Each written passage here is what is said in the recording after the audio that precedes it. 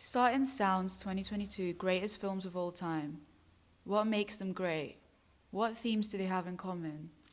The number one film, Gin Dealman, directed by Chantal Akerman, is a real-time portrayal of a housewife's errand, until the end that is, when she kills her sex work client in a calm and ceremonial manner.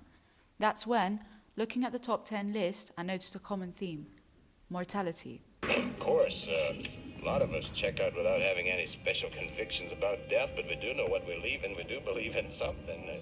In Gin Dealman, death serves as a symbol of her frustration, a callback to Jean's widowhood linking to the necessity for her sex work.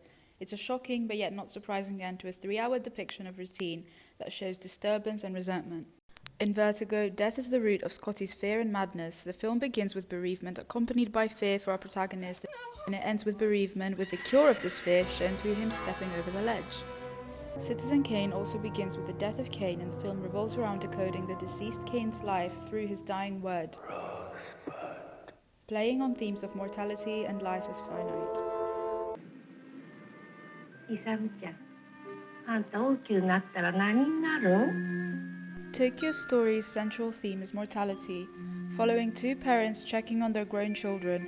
あんたもお父さんみたいにお医者さんか?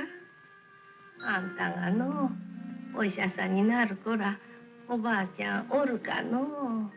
Eventually the mother dies and the family is confronted with how finite life is. In the Mood for Love explores the mortality of connections.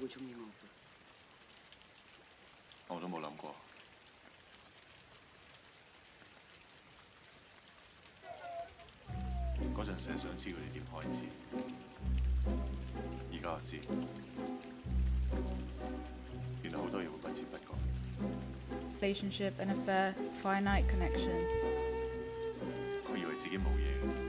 For example, this scene shows how connections can be temporary and people can be replaceable, which confronts the viewer with the mortality of human connections.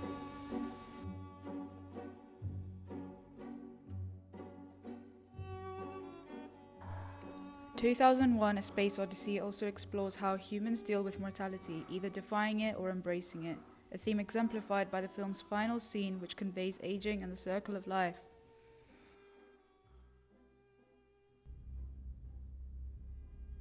Here, the black screen can represent death and the fetus can represent life. Therefore, this is a visual metaphor for the circle of life.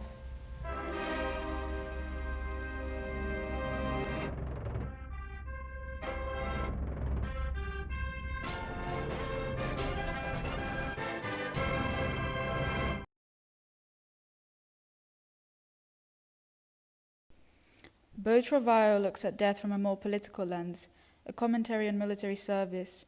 The final sequence, along with the opening lines, "unfit for life, unfit for civil life," implies our protagonist kills himself. Death is used as a metaphor for freedom.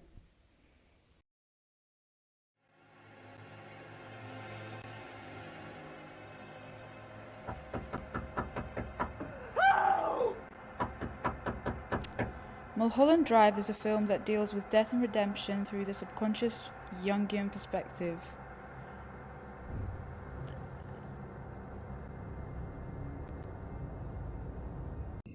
So, what do a 3-hour mundane drama, an action-packed thriller, a drama mystery, a family drama, a heartbreaking romance, a sci-fi, a war drama, and a surrealist thriller have in common? They each explore how mortality shapes both our lives but also film.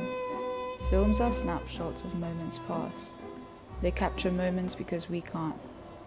So it's interesting that the critics' perceived top films of all time explore mortality and the preciousness of life. Thanks for watching.